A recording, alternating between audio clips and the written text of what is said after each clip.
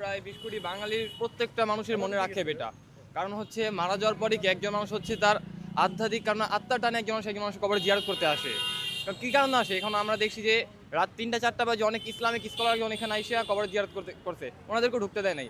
এখন যদি মহিদুর রনি ভাইয়ের কথা বলি, রনি ভাই হচ্ছে ভাই ওনার একদম মায়ের পেটের ভাইয়ের মতো একসাথে নির্বাচন পরিচালনা করছে। এমনকি আমরা দেখেছি যে উনি যখন হাসপাতাল সিঙ্গাপুরে যাওয়ার পরে কিন্তু ওনার নির্বাচন পরিচালনা করছে রনি ভাই।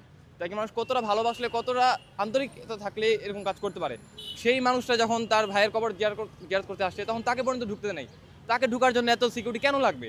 যখন আমরা এরকম শুনছি, হাদি ভাই বেঁচে থাকা অবস্থায় বলছে যে আমি আমার এই জিটি করছি আমার নিরাপত্তাহীনতা ভোগার কারণে, কিন্তু সেটা খুলেও দেখে নাই। যখন যে মানুষটা বেঁচে থাকা অবস্থায় খুলে দেখেন না, যার জিটি, যার নিরাপত্তার বিষয়ে কোনো পদক্ষেপই নেয় না আইন শৃঙ্খলা বাহিনী, সেক্ষেত্রে এখন কিসের এত পদক্ষেপ? এখন মারা যাওয়ার পর তার লাশ নিয়ে করবে কি মানুষ? অনেক দূর থেকে মানুষ আসে, এরকম আসছে ভাই যে আমার এখানে আছে রুগী মানুষ আসে দাঁড়ায় আছে এখানে, উনি একজন পেশেন্ট, উনি কেন আসছে এখানে? তার কলিজার ইয়ে কারণে, তার আধ্যাত্মিক ইয়ের কারণে এখানে আসছে, আত্মার টানে এখানে আসছে। অনেক জায়গা থেকে এরকম অনেক মানুষ আছে যারা কিনা চট্টগ্রাম, কক্সবাজার, সেন্ট মার্টিন থেকেও। এটা সম্পূর্ণ ভোগান্তি ভাই, এটা সম্পূর্ণ ভোগান্তি ছাড়া কিচ্ছু না। আমি এখনো বলতে পারি এখনো আমাদের আইন শৃঙ্খলা, আমাদের প্রশাসনের মধ্যে এখনো ফ্যাসিস্টেরিরা ঘাপটি মেরে বসে আছে, ফ্যাসিস্টের দোষরা এখনো আছে, এটা স্টিল নাও।